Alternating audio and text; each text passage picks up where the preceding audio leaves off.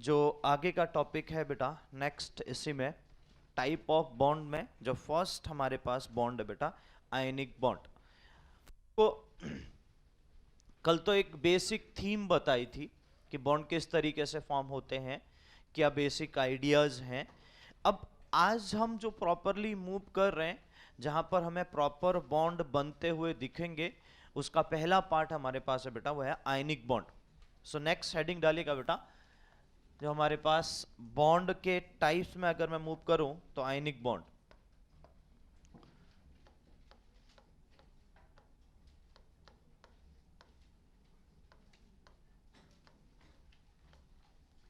ठीक है, ionic bond. सो बच्चों, अगर आयनिक बॉन्ड बनना चाहता है, अच्छा इसका दूसरा नाम भी है, ये भी पहले मेंशन कर दो, इलेक्ट्रोवैलेंट बॉन्ड। Electrovalent bond. अब ये जो नाम दिया गया बेटा, ये बेसिकली जो इलेक्ट्रोस्टैटिक फोर्स होता है या कूलम्बिक फोर्स होता है, जो चार्ज के बीच में लगने वाला जो फोर्स होता है, हमने बात करी थी ना कल भी। तो जो चार्ज स्पीसीज के बीच में लगने वाला फोर्स है,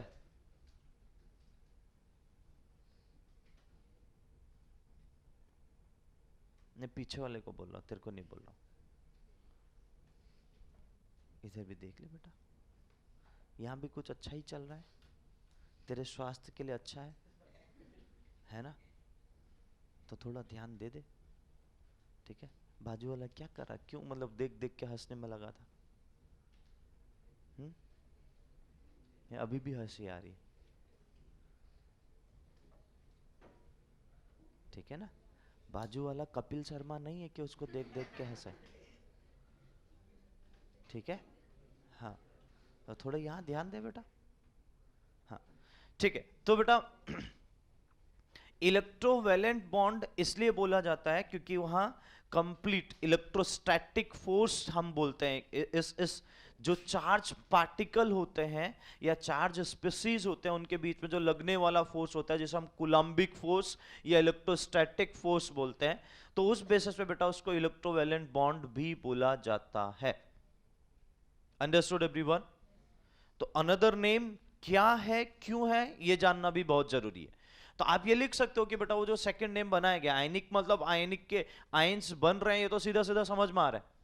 लेकिन यहां पर इलेक्ट्रोवैलेंट बॉन्ड क्यों बोला जा रहा है? बिकॉज वो पर्टिकुलर आयंस के बीच में लगने वाला जो फोर्स है, इलेक्ट्रोस्टैटिक फोर्स या कूलम्बिक फोर्स, उसके बेसिस पे उसको नाम दे दिया गया बेटा electrovalent bond. Is that clear everyone? अरे समझे? ठीक है। अब ये बेसिक में पॉइंट जरूर ये मेंशन करना कि it is initiated by the attraction force between two opposite charge. लिख ले। हाँ तो लिखना बेटा यार, क्या मतलब कहां खोई है तू? ठीक है, इट इज इनिशिएटेड बाय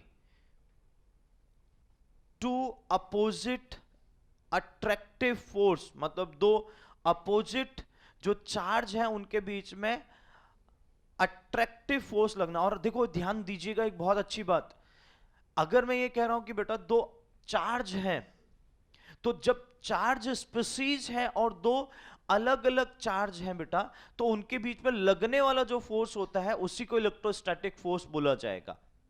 वो भी फोर्स ऑफ, और अपोजिट बोल दे तो वो फोर्स ऑफ अट्रैक्शन ही होगा। समझे? समझे कि नहीं समझे?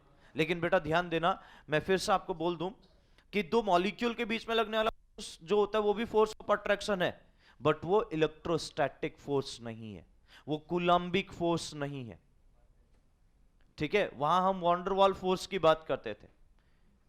ठीक है, इट इज पार्शियल अट्रैक्शन, जो कल भी आपको समझा है, इंटरमॉलिक्यूलर बॉन्ड के लिए इनिशिएट करेगा। तो इन दोनों में जो डिफरेंस है वो डिफरेंस को जरूर समझिएगा, नहीं तो अगर आपने मिक्स कर दिया तो ये सब कुछ खत्म हो जाएगा बेटा, फिर हमारा आयनिक बॉन्ड का जो पर्पज है वही पूरा ही खत्म हो जाएगा। इसलिए वो ध्यान रखिएगा बहुत अच्छे से। समझ गए सब लोग? क्लियर है? ओके, दूसरा पॉइंट बेटा, अब आयनिक जो बॉन्ड बन, ठीक है, आयनिक बॉन्ड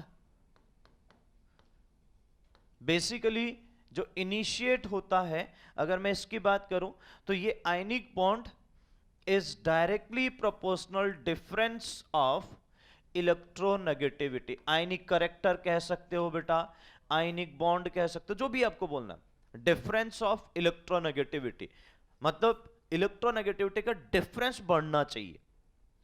डिफरेंस समझ लो, एक एटम और दूसरा एटम, उन दोनों की इलेक्ट्रोनेगेटिविटी, अगर सपोज करो एक की इलेक्ट्रोनेगेटिविटी मैक्सिमम हो जाए, एक की इलेक्ट्रोनेगेटिविटी मिनिमम हो जाए, तो डिफरेंस मैक्सिमम आएगा। क्या मेरी बात सब समझ पा रहे? तो उस बेसिस पे मैं बात करना चाह रहा हूं बेटा कि डिफरेंस जितना ज्यादा होगा, आयनिक करेक्टर या आयनिक बॉन्ड हमारा उतना अच्छे से वहां पर बनेगा। तो इसको आयनिक बॉन्ड के साथ साथ आयनिक करेक्टर भी लिख सकते हो कि आयनिक करेक्टर को भी इनिशिएट करेगा, मतलब यही बात और करके भी लिख सकते हो कि आयनिक करेक्टर की भी मैं बात करना चाह रहा हूं यहीं पर। आयनिक character is also directly proportional electronegativity. Is that everyone? क्या मेरी बात सबको समझ में आई बच्चों? पक्का? सो इलेक्ट्रोनेगेटिविटी क्या होती है सब हमें पता है, बस यहां हमें क्या करना है बेटा, उनका जो इलेक्ट्रोनेगेटिविटी हमने पढ़ा है उसके एप्लीकेशन की बात चल रही है एक टाइप से, तो ये बात हमें बहुत अच्छे से क्लियर करनी पड़ेगी। अब बेटा अगर मैं इसमें इस पूरे पार्ट में बात करूं तो डिफरेंस कहां सबसे ज्यादा दिखेगा, तो मैं मेंशन कर रहा हूं बेटा कि जो डिफरेंस होगा उस बेसिस पर ध्यान दो। तो group 1, group 2 and group 3, group 3 में भी बहुत लिमिटेड, ठीक है, इसमें लिमिटेड होंगे group 1 and group 2, first A and first second A, first A second A group element, S block element बोल सकता हूं सीधे सीधे, ठीक है ना, इससे मैंने ग्रुप 1 ग्रुप 2 ही लिखा है सीधे सीधे। और यहां हमारे पास आ जाएगा बेटा ग्रुप 15, ग्रुप 16, ग्रुप 17, सही है। तो अगर आप देखोगे बेटा ऐसे केसेस में आपको यह सबसे ज्यादा मिलेगा। Is that clear everyone? समझ पाए ना बेटा मेरी बात को? कनेक्ट हो रहा है ना सबको? एस ब्लॉक एलिमेंट और बेटा most electronegative element, most electronegative, तो मैंने उनको ग्रुप दे दिया नाम। तो एस ब्लॉक एलिमेंट कौन कौन से? ग्रुप 1 ग्रुप 2, और ग्रुप 3 में लिमिटेड, इसे पहले बोल चुका हूं, और ग्रुप 15 16 17 मोस्ट इलेक्ट्रोनेगेटिव, जो हम कहते ही है बेटा, ठीक है ना। क्या इतनी बात सबको समझ में आ रही? ठीक है, अब ध्यान दो बेटा, अगर कुछ एग्जाम्पल पे आए थोड़ा सा, जस्ट लाइक एग्जाम्पल अगर मैं बात करूं, अगर मैं एग्जाम्पल बात करूं कि फ्लोराइड, ठीक है, F नेगेटिव, यानी fluoride ion of first A group, first A group के फ्लोराइड्स कैसे बनेंगे? LiF बनेगा, हाँ कि ना? ठीक, NaF बनेगा, KF बनेगा, ठीक है, RbF बनेगा और CSF बनेगा। और इसके बाद फ्रेंशियम जो होता है रेडियो एक्टिव होता है बेटा, इसलिए उसकी बात नहीं करेंगे, ध्यान रखिएगा।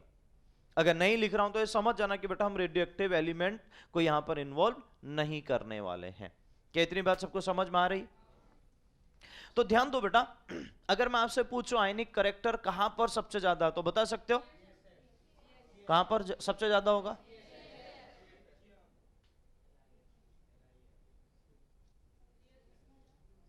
बड़ी बत्ती जली बेटा अभी तो।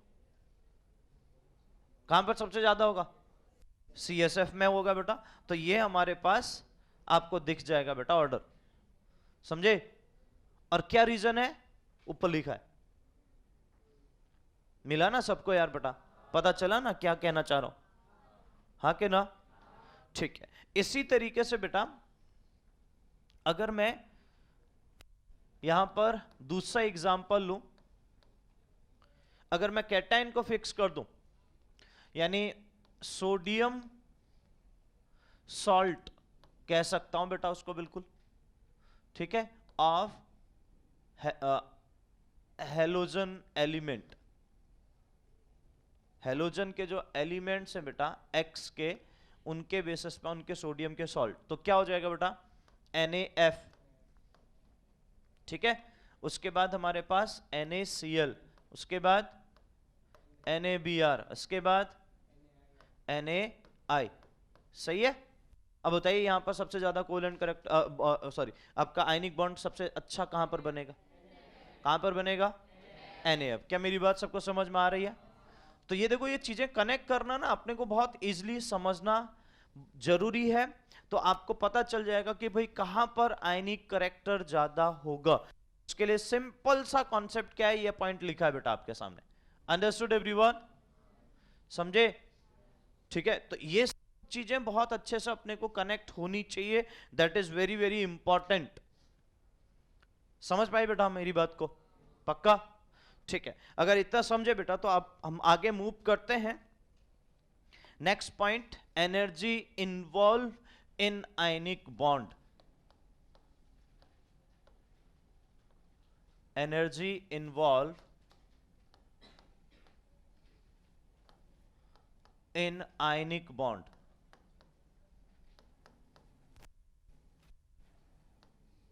आयनिक बॉन्ड में कौन कौन सी एनर्जी इन्वॉल्व होती है बेटा, वो हमें यहां पर बात करनी है। तो एनर्जी इन्वॉल्व में अगर मैं पहली एनर्जी की बात करूं, फर्स्ट कंडीशन, तो हम बात करेंगे बेटा आयनाइजेशन एनर्जी, और ये सब पढ़ा इसलिए शॉर्ट फॉर्म में लिख सकता हूं बेटा, ठीक है ना। दूसरा हमारे पास आता है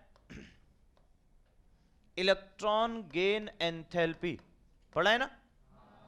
और तीसरा हमारे पास आता है बेटा लैटिस एनर्जी, ये भी पढ़ा है हमने, पक्का। ये तीन एनर्जी का इन्वॉल्वमेंट होगा, और याद करो हमने एनर्जी पढ़ी हुई है, पढ़ी है ना।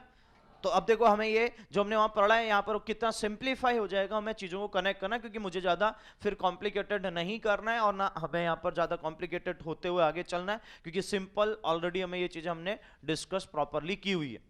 तो आयनाइजेशन एनर्जी, अब मैं आपसे पूछ रहा हूं कि अगर मुझे आयनिक करेक्टर, ध्यान दीजिएगा बहुत अच्छे से, अगर मुझे आयनिक करेक्टर मैक्सिमम करना है तो उसके लिए एक पार्ट जो मैंने डिस्कस किया, हाँ, इलेक्ट्रोनेगेटिविटी का डिफरेंस क्या हो बेटा, मैक्सिमम हो। अब दूसरा पार्ट आता है एनर्जी के बेसिस पे। एनर्जी के बेसिस पे आप कैसे डिसाइड करोगे, तो एनर्जी के बेसिस पे आप कैसे डिसाइड करोगे आपके सामने है। तो मैं ये पूछना चाह रहा हूं बेटा कि आयनिक करेक्टर ज्यादा करने के लिए आयनाइजेशन एनर्जी ज्यादा होनी चाहिए कि कम होनी चाहिए?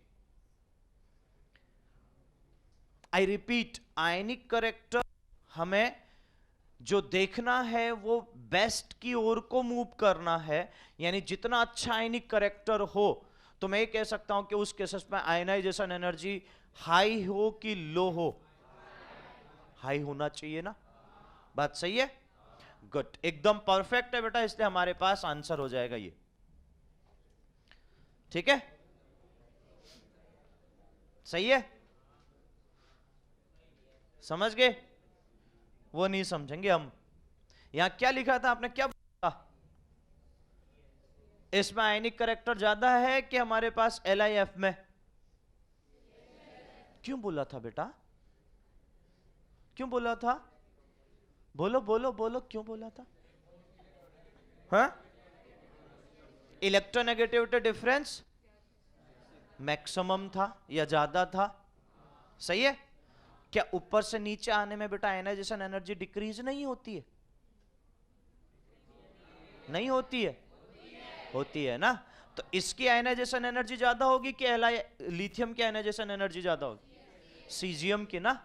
तो फिर आयनाइजेशन एनर्जी लो चाहिए, तभी तो ये अच्छा आयनिक करेक्टर दिखा पाएगा ना। दिखाएगा कि नहीं दिखाएगा? तो दिमाग कहां, घर पे छोड़ के आए हो क्या?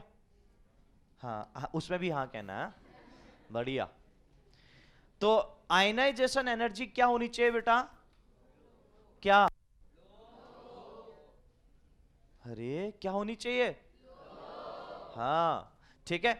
इलेक्ट्रॉन गेन एंथैल्पी लो की हाई? लो, हाई, लो, देखो लो ही होगी। समझ गए ना? समझे कि नहीं समझे? अरे समझे, जो गलत है।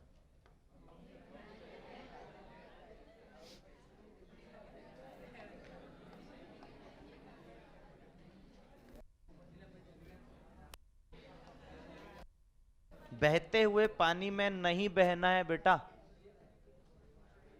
थोड़ा तैरना आना चाहिए, ठीक है।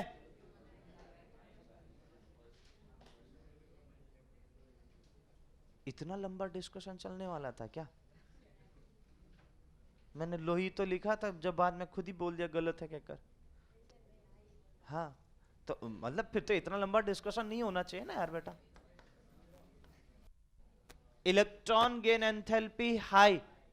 अब क्यों हाई? भाई जितनी एनर्जी ज्यादा रिलीज होगी उतना स्टेबल एनाइन बनेगा।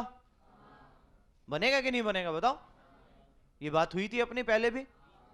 तो इसलिए क्या चाहिए बेटा, इलेक्ट्रॉन गेन एंथैल्पी जितनी ज्यादा रिलीज होगी वो इलेक्ट्रॉन को उतना इजीली एक्सेप्ट करेगा, यानी इलेक्ट्रॉन एफिनिटी उतनी ज्यादा होगी।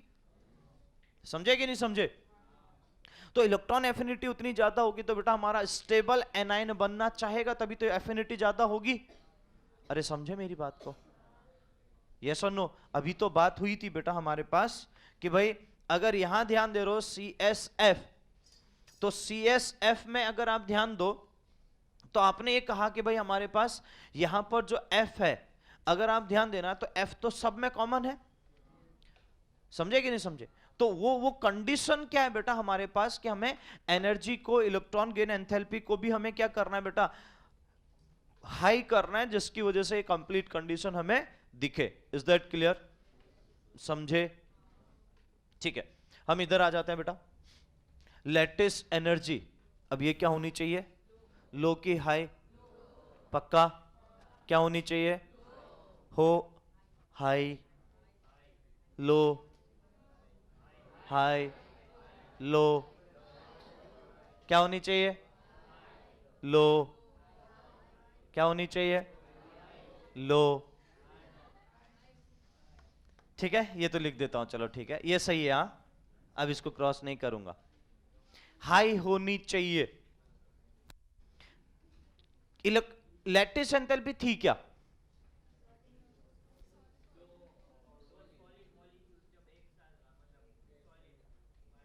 मुक्का पड़ेगा सब दांत नीचे गिरेंगे। सॉलिड मॉलिक्यूल की बात कहां से गई?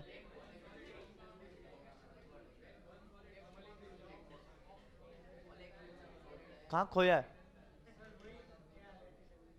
हाँ, तो लैटिस एंथैल्पी के अंदर घुसना नहीं है। हाँ बोल।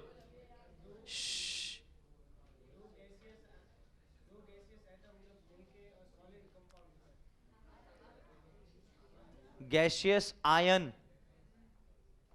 हाँ,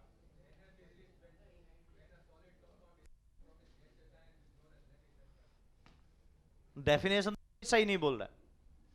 1 मोल, ये सबसे स्टैंडर्ड चीजें भूल जाओगे तो सब गड़बड़ हो जाएगी। देखो वहां पर लिखा होगा 1 मोल के लिए बात की है कि 1 मोल सॉलिड क्रिस्टल फॉर्म होने के लिए लिखा है ना। तो फिर डेफिनेशन तो कोई सही नहीं बोल रहा है, लेकिन कम से कम ये तो ध्यान रखो कि हम बात किसकी कर रहे हैं, गैसियस आयन से सॉलिड बन रहा है। और अब गैसियस आयन से सॉलिड बन रहा है तो इसका मतलब एनर्जी रिलीज होगी कि नहीं होगी? बात हुई थी अपनी पहले। तो एनर्जी रिलीज हो रही है बेटा, तो वो एनर्जी जितनी ज्यादा रिलीज होगी उन आयंस के बीच में उतना फोर्स ऑफ अट्रैक्शन ज्यादा लगेगा। बोलो हाँ कि ना? तो भाई वो जितना फोर्स ऑफ अट्रैक्शन ज्यादा लगेगा उतना उन दोनों के बीच में स्टेबिलिटी ऑटोमेटिकली किस बेसिस पे पड़ेगी? सॉलिड फॉर्म वो ज्यादा प्रॉपरली दिखा पाएगा। और जितना प्रॉपर सॉलिड फॉर्म दिखाएगा बेटा, जितना प्रॉपर सॉलिड फॉर्म में वो अरेंज होगा, तो हम कहते हैं उसकी पैकिंग एफिशिएंसी उतनी ज्यादा होगी। और पैकिंग एफिशिएंसी जितनी ज्यादा होगी बेटा, तो ऑटोमेटिकली हमारे पास वो उतना प्रॉपर क्रिस्टल फॉर्म में अच्छे से कन्वर्ट होगा। और जितना क्रिस्टल फॉर्म बनेगा तो ऑब्वियस है कि बेटा वो स्टेबल ज्यादा होने वाला है। इसलिए हम ये कहेंगे कि स्टेबिलिटी को ध्यान में रखते हुए हम मैक्सिमम लैटिस एंथैल्पी की बात करेंगे। तो लैटिस एंथैल्पी क्या होनी चाहिए? हाई, लो? ऑब्वियस है कि हाई हो तो हमारे लिए वो बेटर है। Is that clear everyone? तो ये सबसे पहले पॉइंट बेटा, इन चीजों को बहुत अच्छे से ध्यान देना। अब ये तीनों होते क्या है ये सबको आपको पता है, डेफिनेशन आपको कंप्लीटली पता है, सब कुछ आपको पता है, तो बस मैं इतना ही लिख सकता हूं कि आयनाइजेशन एनर्जी लो, जितनी कम आयनाइजेशन एनर्जी मुझे देनी पड़े इलेक्ट्रॉन को रिलीज करने के लिए उतना बेटर होगा। समझे कि नहीं समझे? इलेक्ट्रॉन गेन एंथैल्पी जितनी ज्यादा रिलीज होगी बेटा मेरे लिए उतना इजी होगा या उतना बेटर होगा कि वो आयंस उतना इजीली फॉर्म होगा। लेटेस्ट एंथैल्पी जितना हाई होगी। Got it everyone? तो इसी को ध्यान में रखते हुए बेटा, एक साइंटिस्ट था, उस साइंटिस्ट ने एक पूरा साइकिल की बात करी जिसे हम बॉर्न हैबर साइकिल के नाम से जानते हैं। Born Haber cycle. अब उसने क्या बात कही है बेटा, वही चीज जो आपको ऑलरेडी मैं समझा चुका हूं, वैसे तो वो सेम ही है, बस यहां पर नाम दे दिया गया तो उसको थोड़ा सा शॉर्टली रिपीट कर दे रहा हूं, ध्यान दीजिएगा। उसने एक बताया स्टेप 1, उसने जो बात करी बेटा स्टेप 1 में कि ये स्पेशली उसने बात करी है बेटा, मैं आपको बता देता हूं, ये स्पेशली उसने बात करी है NaCl को एग्जांपल लेते हुए, एज अ एग्जांपल NaCl को हम यहां पर ले लेंगे।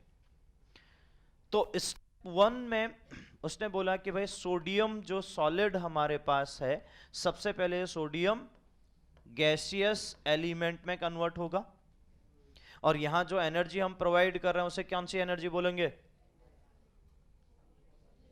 कौन सी? हाँ, सब्लिमेशन। ठीक है ना, क्लियर है सबको? स्टेप सेकंड हमारे पास आएगा बेटा, स्टेप सेकंड हमारे पास आएगा, और वो सोडियम गैसियस एटम से हमारे पास सोडियम आयन में कन्वर्ट हो जाएगा, गैसियस इलेक्ट्रॉन एक जो हो जाएगा वो रिलीज हो जाएगा। तो यहां कौन सी एनर्जी की बात करेंगे? आयनाइजेशन एनर्जी की बात करेंगे। सही है? ओके, नेक्स्ट आते हैं स्टेप थर्ड।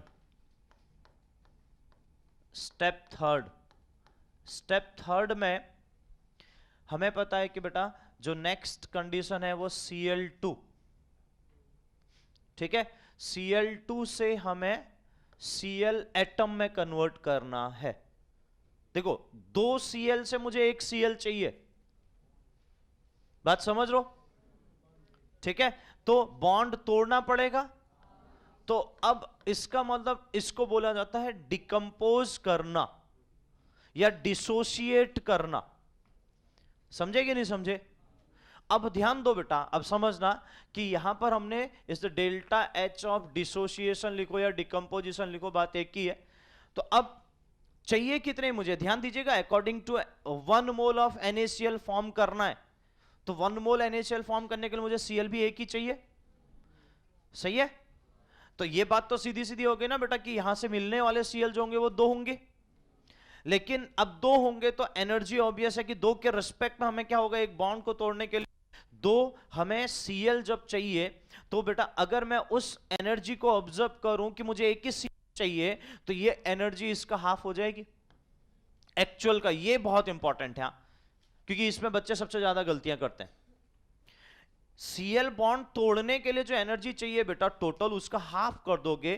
क्यों? क्योंकि ऑब्वियस है कि मुझे एक ही Cl चाहिए, 2 चाहिए होते बात सीधी सीधी थी। Understood everyone? अगर 2, आप रिएक्शन को 2 से मल्टीप्लाई कर लो तो आपको दिखेगा कि भाई हाँ यहां पर 2 की बात आ गई है, लेकिन मुझे 1 चाहिए, तो ऑब्वियस है कि बेटा एनर्जी भी हाफ हो जाएगी। क्या मेरी बात सबको समझ में आ रही है? और ये आगे जाके जब वो क्वेश्चन बनते हैं अच्छे लेवल के, तो वहां फिर ये दिक्कत नहीं आनी चाहिए। क्या मेरी बात कनेक्ट हो रही है सबको? अगर Cl 1 चाहिए बेटा, आपने Cl2 ही लिया है क्योंकि Cl2 गैसियस स्टेट में होता है, तो आपने गैसियस मॉलिक्यूल लिया है क्योंकि वो इसी फॉर्म में दिखेगा, इस फॉर्म में नहीं दिखेगा। तो तोड़ने के लिए जो एनर्जी आपको चाहिए बेटा वो डिसोसिएशन या डिकम्पोजिशन। तो अब मैं बात करना चाह रहा हूं कि हमें चाहिए Cl 1 ही, तो ऑब्वियस है कि बेटा जो एनर्जी हम प्रोवाइड कर रहे हैं उसका हाफ की हम बात करेंगे, वो नीड हमें हाफ होगी। Got it everyone? समझे कि नहीं समझे? तो हो जाएगा बेटा ये। नेक्स्ट हमारे पास आ रहा है बेटा ये स्टेप थर्ड के बाद स्टेप फोर्थ। स्टेप फोर्थ में अगर आप ध्यान दो बेटा कि Cl gaseous atom, it will take 1 electron to give Cl gaseous ion, yes or no? तो यहां पर कौन सी एनर्जी की बात की जाएगी? जल्दी, इलेक्ट्रॉन गेन एंथैल्पी, सही है। और स्टेप फिफ्थ में अब ये Na पॉजिटिव और ये Cl नेगेटिव दोनों के दोनों गैसियस आयंस अब हमारे आपस में मिलेंगे, और मिलेंगे कि तो बेटा यहां पर NaCl सॉलिड बनाएंगे। तो यहां एनर्जी जो रिलीज होगी उस एनर्जी को क्या बोलेंगे? लैटिस एनर्जी या लैटिस एंथैल्पी। तो ये पूरा पार्ट है बेटा बॉर्न हैबर साइकिल का। क्या मेरी बात सबको कनेक्ट हुई? तो इस तरीके से अगर आप ऑब्जर्व कर पा रहे हो तो प्रॉपर वे में आपको ये दिखेगा कि जो स्टेप इन्वॉल्व हो रहे हैं इन पर्टिकुलर पाथ में, वो स्टेप कौन कौन से हैं। आ रहा हूं मैं, उस पॉइंट पर आ रहा हूं, ठीक है। क्या मेरी बात सबको समझ में आ रही है? अब ध्यान दो बेटा, इस पूरे स्टेप में तो पहले तो सबसे पहले अपने को स्टेप याद होने चाहिए, ठीक है। अब मैं आपसे पूछूं तो अब स्टेप याद कैसे, आप स्टेप को दिमाग में किस तरीके से रखोगे? उनके वो जो पूरा प्रोसेस हो रहा है, स्टेप फर्स्ट में क्या हो रहा है? सब्लिमेशन, ऐसे याद रखोगे। स्टेप फर्स्ट में क्या हो रहा है? स्टेप सेकंड में क्या हो रहा है? आयनाइजेशन। स्टेप थर्ड में क्या हो रहा है? डिसोसिएशन। स्टेप फोर्थ में क्या हो रहा है? इलेक्ट्रॉन गेन हो रहा है, ठीक है, यानी इलेक्ट्रॉन एफिनिटी कह सकते हो आप, ओके। और उसके बेसिस पे इलेक्ट्रॉन गेन एंथैल्पी की बात करेंगे, ओके। स्टेप फिफ्थ में क्या हो रहा है? सॉलिड का फॉर्मेशन, इसलिए हम लैटिस एनर्जी की बात करेंगे। Got it everyone? समझे? तो 5 स्टेप पहले स्टेप याद होने चाहिए। वो स्टेप याद हो गया सबको? पक्का? चलो बोलो, बुक में कोई देखेगा? बोलिए।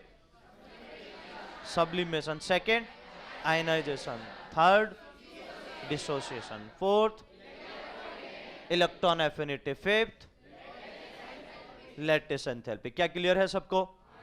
अब देखो यहीं से चीजों को क्लियर कर लेते हैं। सबको पता है बेटा कि अगर हम सब्लिमेशन की बात करें तो हमें एनर्जी बाहर से देनी पड़ेगी, तो यानी वो एंडोथर्मिक, यस और नो? कौन सा स्टेप? एंडोथर्मिक, एनर्जी हमें प्रोवाइड करनी है। Got it everyone?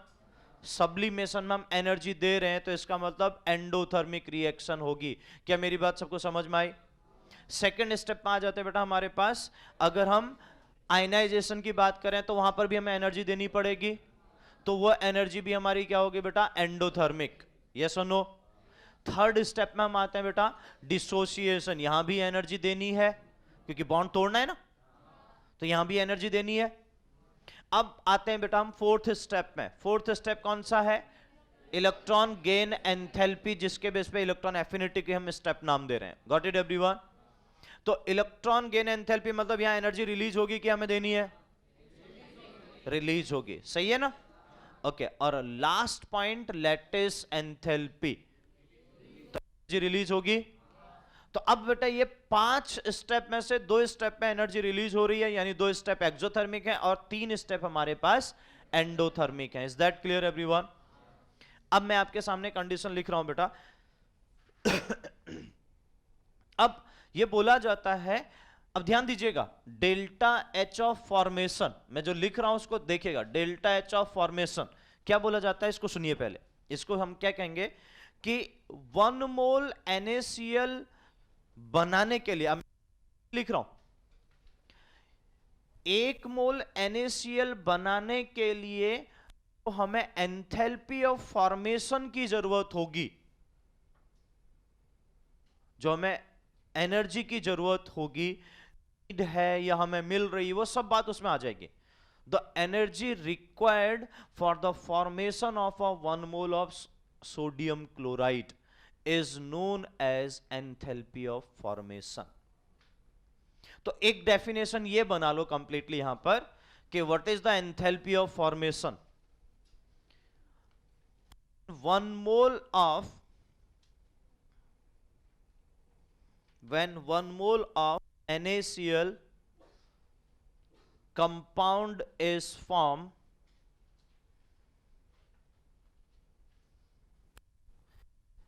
NaCl compound is formed, then the amount of energy which is required, then the amount of energy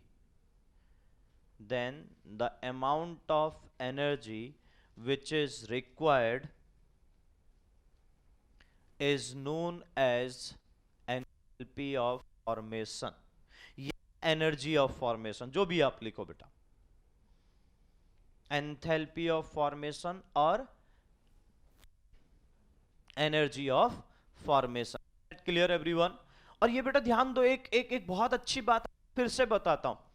जरूरी नहीं है कि मैं केवल NaCl के लिए कह रहा हूं, ये किसी भी, और NaCl के लिए कह रहा हूं, ये ऐसा ही नहीं केवल आयनिक के लिए कह रहा हूं, ये भी कह देता हूं, किसी के लिए भी अगर आपको एंथैल्पी ऑफ फॉर्मेशन बनाना है तो यही कहोगे. बस आपने NaCl की जगह पर जो कंपाउंड बन रहा है उसका, समझे? मेरी बात समझ पा रहे हो बेटा मैं क्या कहना चाह रहा हूं? जैसे सपोज करो आप कंबसन की बात करते हो ना, कंबसन तो सुना है ना. तो अगर आप किसी ऑर्गेनिक को कंबसन कर रहे हो तो ऑब्वियस है कि बेटा आपने क्या किया कि सपोज करो उस 1 मोल ऑर्गेनिक कंपाउंड को कंबसन करने की बात कही, तो आपने कहा कि भाई when the 1 mole of a organic compound combustion, in the process the amount of energy which is released, that is known as enthalpy of combustion. Understood everyone? तो अब देखो बेटा मैंने कोई डेफिनेशन चेंज करी नहीं, कंडीशन वही है. Enthalpy of formation always it is a fix path.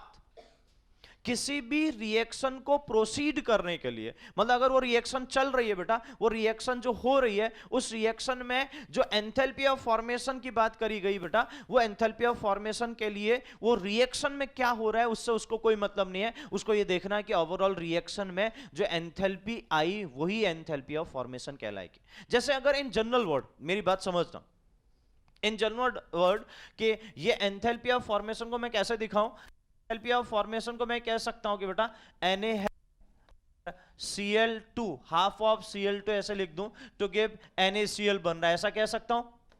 अगर मैं इस पूरे पॉइंट में ध्यान दूं बेटा, यहां पर मुझे कंप्लीटली आ रहा है कि यहां पर Na पॉजिटिव है 1 और ये -1 है.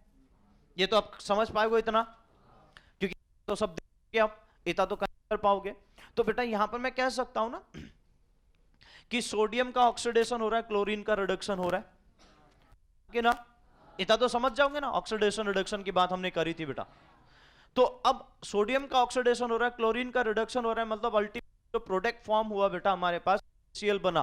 तो मैं सीधे सीधे कहूंगा कि इस पूरे रिएक्शन में जो एंथैल्पी ऑफ फॉर्मेशन की जरूरत है उसे हम डेल्टा HF बोल रहे हैं. क्या मेरी बात समझ में आई? उसमें क्या स्टेप इन्वॉल्व हुए, क्या कंडीशन है, बॉर्न हैबर साइकिल, वो सब सेकेंडरी पार्ट है. लेकिन पहले डेफिनेशन को समझिए. अगर आपसे पूछा जाए enthalpy of formation in the NaCl condition तो सीधे सीधे ये बोलोगे. अब इसमें कौन कौन से स्टेप आ रहे हैं, इसके बेसिस के इसके अंदर क्या आ रहा है, वो सब वो सेकेंडरी पार्ट है. Understood everyone? समझ पाए ना बेटा मेरी बात को सब लोग? यस और नो? तो हम आते हैं बेटा आप वो डेल्टा HF के बेसिस पे. अब मैं आपको कंप्लीटली उस पॉइंट पर आना चाहता हूं. फिर बेटा डेल्टा HF जो है enthalpy of formation, it is the sum of type of energy. Sodium का ऑक्सीडेशन हो रहा है, क्लोरीन का रिडक्शन हो रहा है बेटा, ठीक है. तो अगर हमें सीधा सीधा रिएक्शन बोला जाए लिखने के लिए तो ऐसे ही लिखूंगा. तो मैं बस वही कह रहा हूं बेटा कि इस कंडीशन में जो एंथैल्पी की जरूरत है बेटा उसे हम एंथैल्पी ऑफ फॉर्मेशन बोल रहे. अब जरूरत मतलब रिक्वायरमेंट, चाहे वो रिलीज हो सकती है चाहे हमें देनी पड़े, that is the secondary part. वो एंडोथर्मिक है, एक्सोथर्मिक है, वो सब डिपेंड करता है सिचुएशन पे. लेकिन यहां पर जो एंथैल्पी की जाएगी रिएक्शन के लिए, जो एंथैल्पी की बात हो रही है बेटा, उसे हम एंथैल्पी ऑफ फॉर्मेशन कहेंगे. Because the formation of NaCl in this reaction, the formation of NaCl compound, NaCl compound का फॉर्मेशन हो रहा है, हम ये कह सकते हैं. तो किसी भी रिएक्शन को चलने के लिए अगर कोई एक रिएक्टेंट से एक प्रोडक्ट बन रहा है बेटा, वो अगर रिएक्टेंट से प्रोडक्ट बन रहा है तो वहां पर जो भी आपका प्रोडक्ट बन रहा है उस प्रोडक्ट को फॉर्म करने के लिए जो एंथैल्पी की जरूरत है उसी को क्या बोल रहे हैं बेटा, जो एनर्जी की जरूरत है अब वो जरूरत मतलब कभी रिलीज भी हो सकती है, रिलीज होगी तो एक्सोथर्मिक कहलाएगा, अगर हम वो एब्जॉर्ब करवाएंगे या उसको नीड होगी तो हम उसको क्या बोलेंगे, एंडोथर्मिक। लेकिन उस रिएक्शन में जो एनर्जी की कंप्लीट हमें जो रिक्वायरमेंट होगी बेटा, उसी को हम क्या बोल रहे हैं, एंथैल्पी ऑफ फॉर्मेशन। किसी भी केमिकल रिएक्शन में, मैं फिर से ये कहना चाह रहा हूं, ये ध्यान रखिएगा। Understood everyone? इससे मैंने वो जनरल डेफिनेशन आपको लिखवाई है। Got it everyone? समझ पाए ना मेरी बात को? ठीक है, अब ध्यान दो बेटा, डेल्टा एच ऑफ फॉर्मेशन क्या होता है बेटा, it is the sum of all type of energy, जितने हमने स्टेप इन्वॉल्व किए सबका सम कर दो।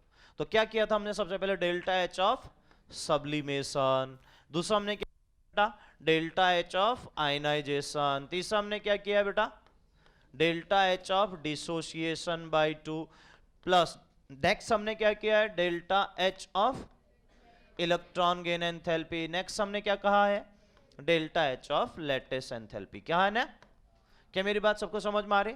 इन सब का सम कर दोगे बेटा, मुझे डेल्टा एच ऑफ फॉर्मेशन मिल जाएगा। Understood everyone? समझे बेटा? यहां पर दिमाग क्या लगाना है, सबको पता है कि फर्स्ट 3 मेरे पास क्या है बेटा, एंडोथर्मिक है। फर्स्ट 3 मेरे पास क्या है बेटा, एंडोथर्मिक है। लास्ट 2 क्या है मेरे पास, एक्सोथर्मिक। सही है ना? अब अगर मैं आपसे पूछूं, अब देखो बेटा मैं इसको मेंशन कर देता हूं, ये तीनों को मैं ले लेता हूं डेल्टा ई। सुनिएगा मेरी बात को बहुत अच्छे से, इसको मैं ले लेता हूं डेल्टा ई, चलेगा ना? और इसको मैं ले लेता हूं बेटा डेल्टा ई डैश। ठीक है, यस और नो? अब मैं कंडीशन बना रहा हूं, फर्स्ट केस क्या, अगर बेटा डेल्टा एच ऑफ फॉर्मेशन मैं कहूं कि वो पॉजिटिव हो, पॉजिटिव मतलब ओवरऑल फॉर्मेशन रिएक्शन की बात करें तो वो एंडोथर्मिक हो, एंडोथर्मिक हो तो ये तब पॉसिबल है जब delta E is greater than delta E dash होगा। बोलो बच्चों जल्दी से, क्या मेरी बात सबको समझ में आ रही है? और अगर मैं बी पार्ट की बात करूं बेटा, तो डेल्टा एच ऑफ फॉर्मेशन अगर मैं कहूं कि वो नेगेटिव की बात हो रही है, यानी एक्सोथर्मिक की बात हो रही है, सही है, फॉर्मेशन, तो उस केसेस में delta E dash is greater than delta E होना चाहिए। सही है? अरे बताओ जल्दी से बेटा। और अब ध्यान दो बेटा, एक अच्छा आयनिक कंपाउंड बनना या इफिशिएंट आयनिक कंपाउंड बनना कौन सा बेटर पाथ शो करेगा, डेल्टा एच एफ पॉजिटिव और डेल्टा एच एफ नेगेटिव? कौन सा? ओके, नेगेटिव वाला पार्ट शो करेगा, बिकॉज नेगेटिव वाले में कंडीशन अगर आप समझ पा रहे हो तो बेटा वहां पर वो हमें एनर्जी बाहर से कम देनी पड़ेगी, रिलीज ज्यादा होगी, यहां से ये समझ में आ रहा है, हाँ कि ना? और ऑब्वियस है स्टेबल उसी केसेस में ज्यादा होगा और इफिशिएंसी भी ज्यादा आएगी। क्या मेरी बात समझ पा रहे हैं सब लोग? ये सुनो, तो ये जो पूरा पाथ है बेटा, इस चीज को बहुत अच्छे से कनेक्ट करिएगा ताकि ना कहीं पर कोई फिर वो दिक्कत ना आए। नहीं तो क्या होगा बेटा, ऑब्वियस है कि बेटा आप आगे जाके ये परेशान होना स्टार्ट हो जाएगा, यहां पर क्या था, यहां पर क्या था। सबसे पहले चीजों को बिल्कुल सिंपल तरीके से करो, सिंपल तरीके से समझो कि मैं क्या कहना चाह रहा हूं, और तीनों की जो एनर्जी है बेटा, जिसको हमने एंडोथर्मिक बोला, तो वो क्यों है ये भी कनेक्ट होना चाहिए क्योंकि ऑलरेडी हमने पढ़ा है। ठीक है, उसके बाद इलेक्ट्रॉन एंथैल्पी, लैटिस एंथैल्पी भी हमने डिस्कस किया, तो वो नेगेटिव क्यों होते हैं ये भी हमें पता है। तो ये सब चीजें पहले प्रॉपरली क्लियर हो जानी चाहिए। क्या यहां तक किसी को कोई डाउट है? बोलिए जल्दी से।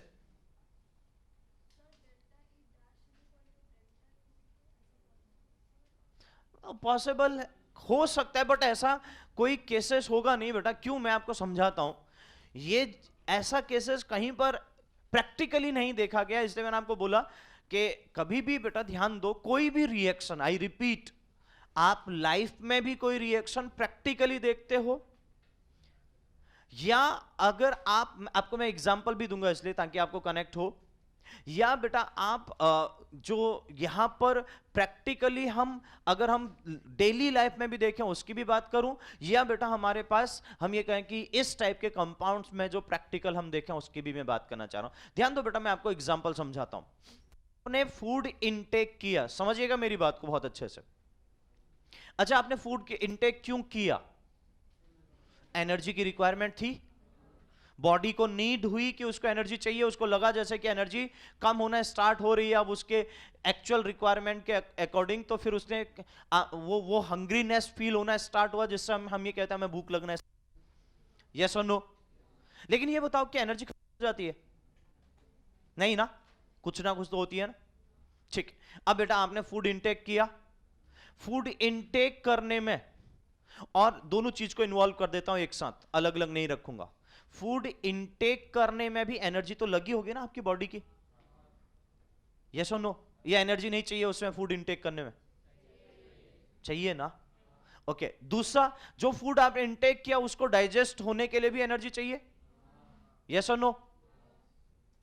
अब मुझे एक चीज बताओ बेटा, आपने जितना फूड इनटेक किया उसको डाइजेस्ट होने के लिए जितनी एनर्जी चाहिए थी वो एनर्जी हमने दी, मतलब हमारी बॉडी ने दी, तो इसका मतलब एंडोथर्मिक हुई। क्या मैं सही कह रहा हूं? उसके बाद वो फूड डाइजेस्ट हुआ, फिर एनर्जी हमें मिली। सही है? अब एक चीज सपोज करो बेटा, जितनी एनर्जी हमने फूड इनटेक करने में हमने जो दी और डाइजेस्ट होने में जो दी, वो एनर्जी जितनी थी टोटल वो, और जितनी रिलीज हुई वो दोनों इक्वल हो जाते, तो बेटा खाते ही भूख लगना, डाइजेस्ट होते ही फिर से भूख लगना स्टार्ट हो जाता। क्या मैं सही कह पा रहा हूं? अब मुझे बताओ, क्या ये एफिशिएंट है? क्या ये प्रैक्टिकली पॉसिबल है? तो मैं ये कह रहा हूं, फिर वो केमिकल रिएक्शन होने का मतलब ही नहीं ना बेटा। या तो रिएक्शन एंडोथर्मिक होगी या रिएक्शन एक्सोथर्मिक होगी, और ये भी ध्यान दो बेटा, most efficient reaction is the exothermic reaction. बात समझ में आ रही है क्या कहना चाह रहा हूं मैं? ठीक है, इसे मैं ये कहना चाह रहा हूं कि बेटा वो कंडीशन बहुत रेयर होती है, या तो हमारे पास एंडोथर्मिक होगी या एक्सोथर्मिक होगी, ये बात सही है, लेकिन ये कहना गलत हो जाएगा कि बेटा delta H of formation same या इक्वल टू 0 हो जाए, मतलब दोनों इक्वल हो जाए। अब ये समझ में आया? इससे मैंने वो लिखा नहीं है, प्रैक्टिकली वो पॉसिबल नहीं है तो मैं लिखूंगा ही नहीं, क्योंकि बिकॉज ये सब चीजें प्रैक्टिकली होती है। Understood everyone? सो इसी वजह से आपके सिलेबस में भी अगर आप आगे जाके भी पढ़ोगे, दो ही टाइप के रिएक्शन होती है on the basis of endothermic reaction and exothermic reaction, not a delta H of formation which is equal to 0। क्या मेरी बात सबको समझ में आ रही है? अरे यस और नो बोल।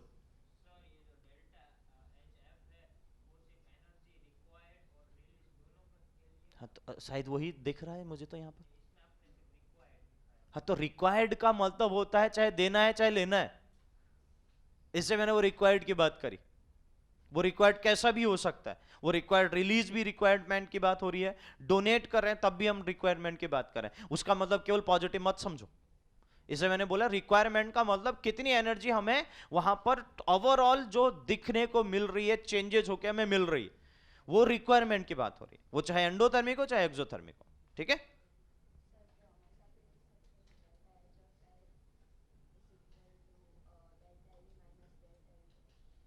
क्या बोला?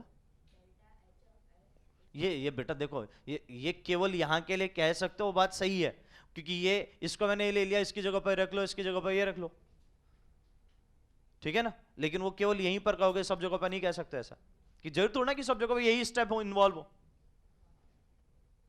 हाँ, आयनिक में यही मोस्ट ऑफ द यही स्टेप इन्वॉल्व होंगे, लेकिन मैं जनरल बात करूं तो जनरल के लिए नहीं कह सकता ना, सभी जगह पर यही स्टेप इन्वॉल्व होंगे, केवल ज्यादा भी हो सकते हैं कम भी हो सकते हैं। डन? क्या मेरी बात सबको समझ में आ रही है? अब आ जाता हूं बेटा क्वेश्चन के पार्ट में, कि क्वेश्चन बनेगा तो किस तरीके से सॉल्व करना है। अब ध्यान दीजिएगा बहुत अच्छे से, क्योंकि इस टाइप के कंडीशन, इस टाइप के केसेस शायद वो आपको आपके मॉड्यूल में मिल जाए, क्वेश्चन न्यूमेरिकल फॉर्म भी मिल जाए, तो इसलिए बहुत अच्छे से उसको कनेक्ट करिएगा। इस पूरे पार्ट में बेटा हमारे पास आपको ये दिखा कि भाई energy of enthalpy of formation की हमने जो बात करी, उसके वो सब चीजें आपके सामने है। अब होगा बेटा क्वेश्चन में, वैरायटी ऑफ फेज की क्वेश्चन को किस तरीके से देता है, जहां पर हमें समझ की जरूरत होती है। वो क्वेश्चन में आपको केवल ये मेंशन कर देगा कि उसने सब्लिमेशन एनर्जी दी है, उसने आयनाइजेशन एनर्जी दी है, उसने इलेक्ट्रॉन गेन एंथैल्पी आपको दी हुई है, उसने बेटा डिसोसिएशन दी है, उसने लैटिस एंथैल्पी दी हुई। अगर ये 5, अब देखो पहले तो मैं बोल देता हूं बेटा, इन 5 में से और इसको मिला के टोटल 6 एंथैल्पी की बात हो रही है। अगर आपको डेल्टा एच ऑफ फॉर्मेशन निकालना है तो मुझे 5 एनर्जी देनी हुई मस्ट है। इन 5 एंथैल्पी का होना मेरे लिए, नोन होना मेरे लिए मस्ट है। सही है, मतलब टोटल 6 है, 6 में से कोई भी 5 नोन हो बेटा, मैं तो एक अननोन निकाल सकता हूं। यस और नो? तो पहला फेज क्वेश्चन का ऐसा बनेगा जिसमें से जो 6 आपके पास एंथैल्पीज हैं, is including delta H of formation, क्योंकि मैं न्यूमेरिकल में आ रहा हूं। तो वो क्वेश्चन ऐसा हो सकता है, ये पूछ भी सकता है और आपको ये देके और भी इनमें से कुछ भी पूछ सकता है, और जनरली वो पूछता है लैटिस एंथैल्पी।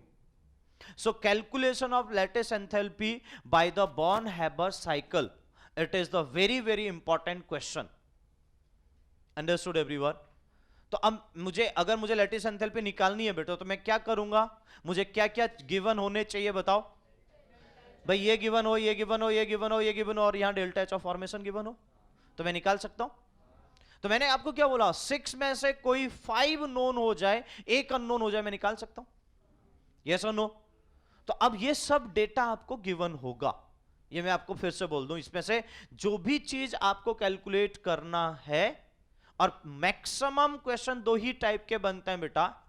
अगर मैं 99% बात करूं बेटा, या 100% कहूं, तो लैटिस एंथैल्पी और डेल्टा एच ऑफ फॉर्मेशन, ये 2 ही चीज को वो पूछता है।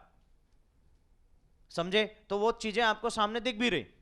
तो मैं आपको ये बोलना चाह रहा हूं बेटा कि ये 2 ही चीजें पूछ रहे हैं, तो आपको कनेक्ट हो जाना चाहिए कि भाई हाँ, हमें कौन कौन एंथैल्पी की बात यहां पर करनी है, जो हमारे लिए फिर उसके बेसिस पे बाकी नोन हो। अगर वो ये पूछ रहा है तो बेटा ये सब 5 की 5 नोन होनी चाहिए। अगर उसने लैटिस एंथैल्पी पूछा बेटा, तो आगे की 5 नोन होनी चाहिए, जिसमें including delta H of formation भी होगा। मेरी बात समझ पा रहे हैं बेटा आप लोग? ठीक। तो अब कंडीशन क्या है बेटा? चलो ये तो पता चल गया कि क्वेश्चन किस टाइप से बनेगा। अब हमें क्वेश्चन क्या जो पूछ रहा है बेटा वो तो पता चल गया, लेकिन अब हमें क्वेश्चन को किस तरीके से सॉल्व करना है, जिसमें हमें बात की जाती है। भाई अगर आपको लैटिस एंथैल्पी पूछा है उसने, ये गिवन है, ये गिवन है, तो सबको क्या करोगे बेटा? ध्यान देना, अब ये तीनों एनर्जी को ऐड कर लो। यहां इलेक्ट्रॉन गेन एंथैल्पी आपको अब देगा नहीं, वो क्या लिख देगा? Electron gain enthalpy of the Cl atom is this one. अब ध्यान आपको रखना होगा कि वो नेगेटिव में होती है बेटा, वो साइन नहीं लिखता है, वो आपको कंफ्यूज यही करता है। तो नेगेटिव साइन आपको इन्वॉल्व करना पड़ेगा। क्या मेरी बात सबको समझ में आ रही है? क्यों? क्योंकि हमें पता है ना इलेक्ट्रॉन गेन एंथैल्पी क्या होती है, नेगेटिव में। रिलीज हो रही तो नेगेटिव में ही होगी। तो अब अगर उसने क्वेश्चन में केवल इलेक्ट्रॉन गेन एंथैल्पी की बात कर दी, electron gain enthalpy of chlorine is this one, लेकिन साइन नहीं लिखा, लिख लिया तब तो कोई दिक्कत नहीं है, लेकिन साइन नहीं मेंशन किया तो बेटा हमें ध्यान रखना है कि वो नेगेटिव में आएगा। तो इसलिए मैं यहां पर कहीं साइन नहीं लगा रहा हूं। ये साइन कब लगाओगे? जब आप वैल्यू पुट करोगे। Understood everyone? और वो क्यों नेगेटिव होता है ये सब हमने सीखा हुआ है, इसमें डिस्कशन नहीं करूंगा। यस और नो? तो अब बेटा ध्यान दो, अगर ये 3 एंथैल्पी मुझे पता चल जाए तीनों को, तो ये पॉजिटिव में होंगे, तो इनको ऐड कर लेंगे। इसको क्या कर लेंगे बेटा? उससे नेगेटिव। तो सब्सट्रैक्ट करने के बाद जो वैल्यू आएगी उसको हम इधर ले आएंगे, तो डेल्टा एच एफ माइनस, यहां पर माइनस प्लस जो भी होगा बेटा उसका अपोजिट लाके उन दोनों को सब्सट्रैक्ट करके मेरी लैटिस एंथैल्पी निकल जाएगी। सही है? अब सेकंड थिंग, लैटिस एंथैल्पी अगर आयनिक कंपाउंड बन रहा है, लैटिस एंथैल्पी ऑलवेज नेगेटिव होनी चाहिए, तो मैं बोल चुका हूं आपको।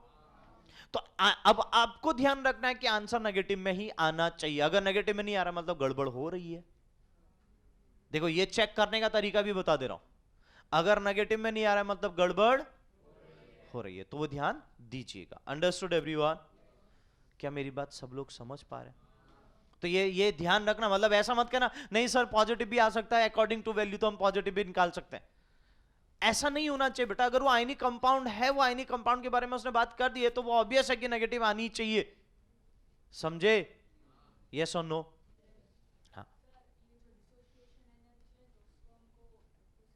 हाँ बिल्कुल ऑब्वियस है, ये मैं इस पॉइंट पर आना चाह रहा हूं अब। ठीक है, नेक्स्ट मैं ये कहना चाह रहा हूं बेटा कि ऐसा होगा, आपको वो डिसोसिएशन एनर्जी ऑफ Cl2 लिखेगा। क्लोरीन यानी उसने लिखा है कि डिसोसिएशन एनर्जी यानी Cl2 की डिसोसिएशन एनर्जी आपको गिवन है, लेकिन आपको कितनी चाहिए बेटा, हाफ चाहिए, तो उस delta H of D by two आप निकालोगे तो एनर्जी जो दिया है उसका हाफ कर लोगे। Understood everyone? और ये केवल NaCl के लिए। सपोज यहां MgCl2 बनेगा तो दोनों Cl चाहिए तो फिर हाफ करने की जरूरत नहीं है। देखो क्या मेरी बात समझ पा रही? MgCl2 अगर मैं लिखूं तो 2 Cl चाहिए कि नहीं चाहिए मुझे, तो उस समय मुझे डिसोसिएशन एनर्जी दी है। इसलिए मैं कह रहा हूं ये वेरिएबल होता है हर जगह पर, ये डिपेंड करता है कि आप किस टाइप का कंपाउंड ले रहे हो। तो अगर वहां पर डिसोसिएशन एनर्जी उसने दे दिया है बेटा, तो आप उसको हर केस में डिवाइडेड बाय 2 करना, ऐसा मत करना। ये केवल NaCl के लिए, इसलिए एग्जांपल लेते हुए ही चल रहा हूं, कोई कॉमन नहीं बता रहा हूं, बाकी स्टेप सब कॉमन है। Understood everyone? क्या मेरी बात सबको समझ में आई? इसी तरीके से इलेक्ट्रॉन गेन एंथैल्पी की भी बात की जाएगी कि इलेक्ट्रॉन गेन एंथैल्पी क्या होगा, एक क्लोरीन के लिए अगर आपका x है तो 2 क्लोरीन के लिए क्या हो जाएगा, 2x हो जाएगा। तो वो भी ध्यान रखना है अपने को। कनेक्ट हुई मेरी बात? जी।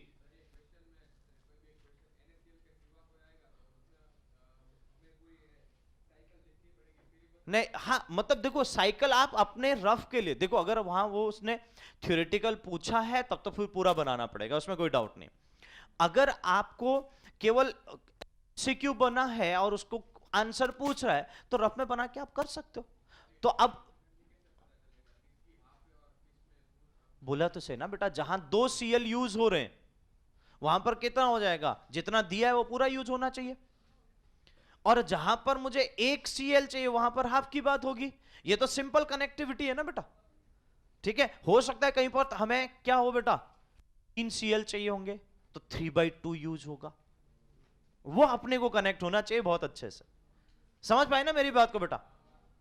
कनेक्ट हुई मेरी बात? हाँ।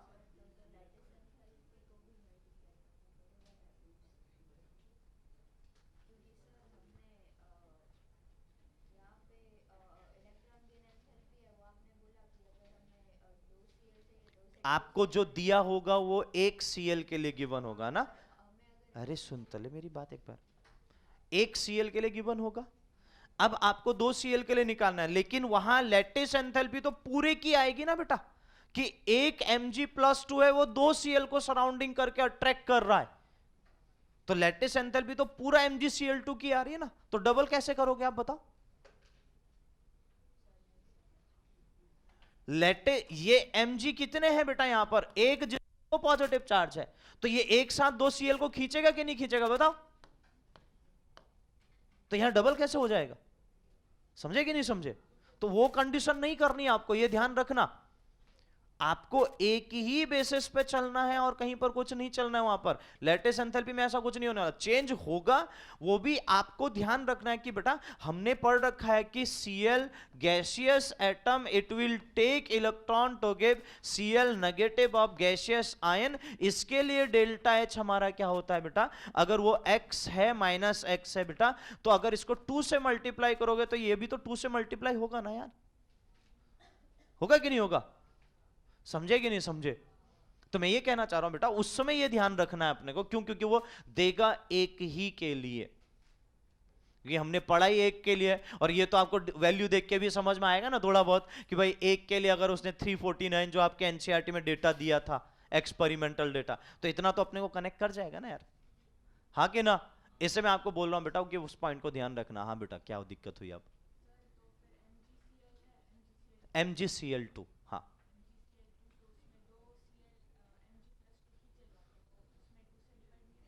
नहीं करना है बेटा, ये वाला नहीं करना है, ये ध्यान रखना, क्योंकि 2 Cl चाहिए, यही मैं बोल रहा हूं, ठीक है। और रही बात बेटा इलेक्ट्रॉन गेन एंथैल्पी की, 1 Cl का दिया है तो 2 से मल्टीप्लाई करना, ये अपने को कनेक्ट होना चाहिए। आयनाइजेशन एनर्जी फर्स्ट सेकंड दोनों आएंगी, ये अपने को समझ में आना चाहिए। आयनाइजेशन एनर्जी का स्टेप बढ़ जाएगा ना, हाँ कि ना? Ionisation energy first and ionisation energy second, तो वो हमारे पास एक स्टेप और इन्वॉल्व हो जाएगा। Electron gain enthalpy first and second दो इन्वॉल्व हो जाएंगे, समझे? लेकिन अब इलेक्ट्रॉन गेन एंथैल्पी एक ही होगा बट डबल हो जाएगा। क्यों? क्योंकि ऐसा है कि 2 Cl है, ऐसा O-2 होगा तो इलेक्ट्रॉन गेन एंथैल्पी डबल आएगी, सही है कि नहीं है? तो वो स्टेप ध्यान रखना जब न्यूमेरिकल करोगे, मैं इसे आपको वो समझा रहा हूं, न्यूमेरिकल में ये प्रॉपरली अपने को कनेक्ट करके चलना है। ये इसमें जितने क्वेश्चन आपके एनसीईआरटी में दिए होंगे वो आपको परफेक्टली लेके चलने पड़ेंगे बेटा। Understood everyone? समझ पाए ना मेरी बात को? ठीक है। दूसरा बेटा, मैंने आपको फैक्टर अफेक्टिंग लैटिस एंथैल्पी समझाया था वहां पर, याद है ना आपको? कौन कौन से फैक्टर चार्ज और साइज दोनों पे डिपेंड करता है? क्लियर है सबको? तो ध्यान दीजिएगा बेटा, जिसका चार्ज ज्यादा होगा लैटिस एंथैल्पी ज्यादा होगी, साइज बड़ा होगा चार्ज डिस्ट्रीब्यूट हो जाएगा, लैटिस एंथैल्पी कम हो जाएगी। सही है? तो लैटिस एंथैल्पी का कॉन्सेप्ट बहुत परफेक्टली अपने दिमाग में सेट रहना चाहिए। Got it everyone? यहां तक मेरी बात सबको समझ में आई? ठीक है, आगे हम मूव करते हैं बेटा। इसके जो नेक्स्ट है बेटा हमारे पास properties of ionic compound. Next जो पार्ट आता है बेटा properties of ionic compound. Properties of ionic compound.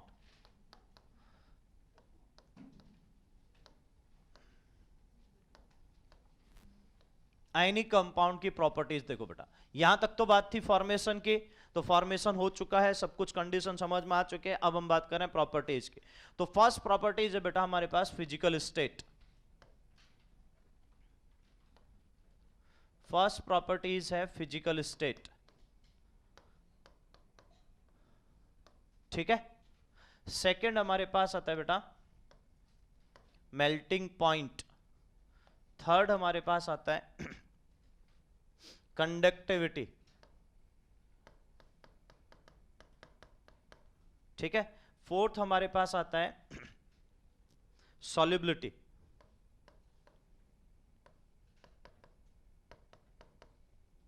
ठीक है। और फिफ्थ हमारे पास, ये मेजर है, मेजर जो है मैं उनको पे ज्यादा फोकस कर रहा हूं बेटा।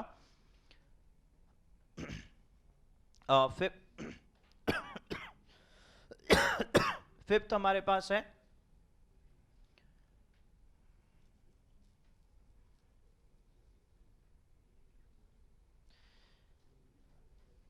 ठीक है, सॉल्युबिलिटी के अंदर ही मैं एक और पॉइंट डिस्कस करूंगा, चलो मैं उसी के अंदर वो बात कर लूंगा, ठीक है। और फिफ्थ हमारे पास जो यहां पर कंडीशन है बेटा, वो एक स्पेसिफिक टाइप ऑफ प्रॉपर्टीज होती है, आइसोमॉर्फिज्म। आइसोमॉर्फिज्म ये इसकी स्पेसिफिक टाइप ऑफ प्रॉपर्टी है, that is very very very important. वैसे 6 प्रॉपर्टी केमिकल रिएक्शन वाली आती है बेटा, जहां पर हम कह सकते हैं, अगर आपको लिखना है तो वो भी लिख सकते हो कि precipitation reaction, PPT reaction, that is chemical properties. अगर मैं बात करूं तो केमिकल रिएक्शन पे बेस्ड है, ठीक है। तो इसमें वन बाय वन डिस्कस करते हैं। देखो जो सबसे इंपॉर्टेंट पॉइंट है, ये 2 को डिटेल में डिस्कशन करूंगा, बाकी तो खैर मतलब बताऊंगा तो सभी, लेकिन जो सबसे ज्यादा डिटेल क्वेश्चन बनते हैं अच्छे लेवल के, वो इन बेसिस पे ही बनते हैं। अब सबसे पहले बेटा फिजिकल स्टेट की बात करें तो ये तो सबको समझ में आ रहा है कि वो क्रिस्टलाइन सॉलिड होगा। देखो ये सॉलिड मत लिखना, गड़बड़ हो जाएगा, ठीक है ना। Crystalline solid, crystalline solid, not solid. अगर जैसे मैंने क्रिस्टलाइन सॉलिड लिखा, इसका मतलब क्या है? बोलो, क्रिस्टलाइन सॉलिड लिखा, इसका मीनिंग क्या है?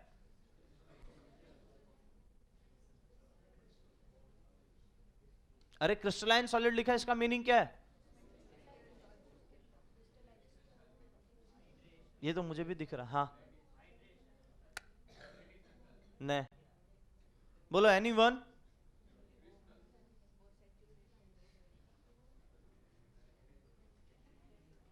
बोलो, क्या बोला? हे हे भगवान यार, ये तो मुझे भी दिख रहा बेटा, वहां लिखा है यार। Yes anyone?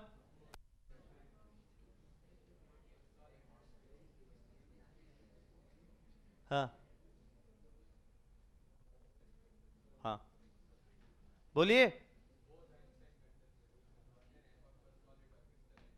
अरे क्या तुम लोग भी यार, बोला तो है कि आपको क्रिस्टलाइन सॉलिड लिख दिया मतलब ट्रू सॉलिड, इतना बोलना है। It is the purest solid, true solid. आपको लिखा है यार बेटा, क्रिस्टलाइन अमॉर्फस जब बता रहा था स्पेशली, तो NaCl का स्ट्रक्चर तभी बनाया था, बोला था NaCl प्योर क्रिस्टल फॉर्म में दिखता है, बताया ना। तो बस इतना ही तो बोलना है बेटा कि NaCl ट्रू सॉलिड है, क्रिस्टलाइन लिख रहा हूं तो मतलब ट्रू सॉलिड। Understood everyone? हाँ, तो ध्यान दीजिए बेटा यार, ये मतलब ऐसा करोगे तो गड़बड़ हो जाएगा। नेक्स्ट है melting point, very high, high melting point होगा बेटा। समझ गए कि नहीं समझे? फिजिकल स्टेट अगर क्रिस्टलाइन सॉलिड है मतलब ट्रू सॉलिड है, तो यहीं से कनेक्ट होना चाहिए कि बेटा उसका मेल्टिंग पॉइंट ऑटोमेटिकली हाई होगा। अब अगर मैं केवल सॉलिड लिखता तो आपके दिमाग में आता हाई कैसे कह सकते हैं, या वेरी हाई भी लिखा है तो भी गलत नहीं है, तो हम कहेंगे कि वेरी हाई क्यों होगा, तो इसके पीछे रीजन है बेटा उसका सॉलिड का नेचर, ट्रू सॉलिड है क्रिस्टलाइन सॉलिड। इसलिए बोल रहा हूं कि ओनली सॉलिड लिखोगे गड़बड़ हो जाएगा, क्रिस्टलाइन सॉलिड लिखना मस्ट है। समझे कि नहीं समझे? ठीक है। थर्ड हमारे पास आता है बेटा conductivity. It is bad conductor when in solid form, यानी उसके अगर प्योर फॉर्म में वो रहेगा तो बैड कंडक्टर होगा, but in molten and aqueous solution it is a good conductor। सही है? समझे सब लोग? That is very very important कि अगर वो जैसे ही बेटा आपके मॉल्टन स्टेट में, मॉल्टन का मतलब मेल्ट हो जाएगा, मेल्ट होके वो अपने मॉल्टन फॉर्म में आ गया, तो अब आयंस का मोशन हो पाएगा, क्योंकि क्रिस्टलाइन सॉलिड है तो बेटा पैकिंग बहुत अच्छी है। याद करो स्ट्रक्चर जो आपको बताया था, तो अगर स्ट्रक्चर ऐसा है तो वहां NaCl का मूवमेंट, Na आयन और Cl आयन मोशन कर ही नहीं पाएंगे ना। लेकिन जैसे मॉल्टन स्टेट में ले आओगे वो फ्री फॉर्म में मोशन करना स्टार्ट कर देंगे, तो कंडक्टिविटी स्टार्ट हो जाएगी। और सॉल्यूशन फेज में वो आयंस अगर डिसॉल्व हो चुके हैं बेटा, तो क्रिस्टलाइन स्ट्रक्चर धीरे धीरे टूटना स्टार्ट हो जाता है, तो अल्टीमेटली क्या हो जाएगा बेटा, तब भी वो गुड कंडक्टिविटी दिखा सकते हैं। समझे? That is very very important, ये ध्यान रखिएगा बेटा। लास्ट इस पॉइंट को हम डिस्कशन करेंगे, लेकिन इससे पहले इसकी बात कर लेते हैं। Precipitation reaction, the ionic compound is, it will form a very very fast reaction that is known as precipitation reaction, and it does not determine it is a rate of reaction।